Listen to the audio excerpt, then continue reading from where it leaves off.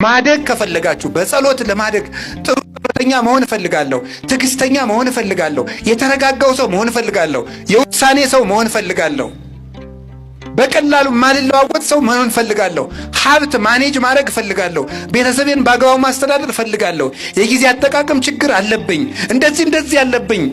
ይሄው ወተት እዚህ የሚያሳድግ ማለት ነው። አሁን በጠራቸው ርዕሰ ጉዳዮች ሁሉ የበሰለ ሰው የሚያረጋችሁ ይሄ ነው።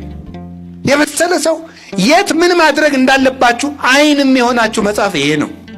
ሕግ በሉ ለእግሬ መብራት ለመንገዴ ምንድነው? ብርሃን ነው።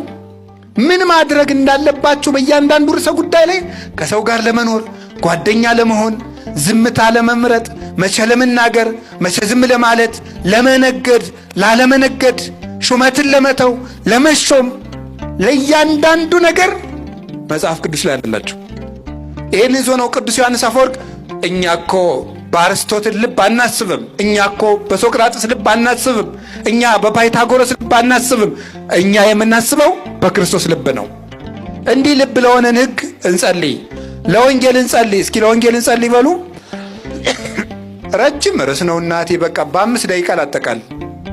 ከበቃኝ ካልበቃኝ ይቀራል። ወንጌል ይሄ ነው አልኳችሁ። ለወንጌል መጸለይ ምንድን ነው? እንዲገባን። እስኪ እንዲገባን በሉ ንገሩኝ እንጂ እንዲገባን መጸለይ ያለብን። ጸልዩ ለነ ከመ ያርሁ እግዚአብሔር አናቅጸ ቃል። እግዚአብሔር የቃሉን ደጅ እንዲከፍትልን ጸልዩልን። ሁለተኛ ተሰሎንቄ ምዕራፍ 3 ቁጥር 2 ላይ እግዚአብሔር የቃሉን ደጅ እንዲገልጽልን ጸልዩልን። ማን ነው እንደዚህ ያለ? ቅዱስ ጳውሎስ። ማንን አግኝቶ? ክርስቶስን ቃል በቃል አናግሮ የቃሉን ደጅ እንዲከፍትልን ጸልዩልን። መምህሩ ነው እንዲህ ያለው ቅዱስ። ለዚያውም መምህርም ቅዱስ ጳውሎስ ነው። ስለዚህ ለመምህራን እውቀት ግለጥላቸው ተብሎ ይጸለያል። ለራሳችሁ ትጸልያላችሁ። ሁለተኛ ምን ብለን መጸለይ ያለብን?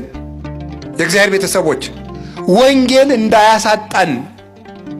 አመጽ ረሃበ በውስተ ምድር፣ በዚች ምድር ላይ ረሃብ አመጣለሁ ብሏል እግዚአብሔር። አኮ ረሃበ እክል ወማይ ወጽማማይ፣ የእህል ረሃብና የውሃ ጥም አይደለም። ረሃብ ሰሚያ ቃል እግዚአብሔር፣ የእግዚአብሔርን ቃል የመስማት ረሃብ አመጣለሁ ብሏል እግዚአብሔር ይላል ትንቢተ አሞጽ ምዕራፍ 9 ቁጥር 11 ላይ። መጸለይ ያለብን ምንድን ነው? መድኃኔ ዓለም ሆይ ቃልህን አትጠፍብን፣ ጉባኤ አታሳጣን፣ ቃልህን የምንሰማበት መድረክ አትንሳን ብለን መጸለይ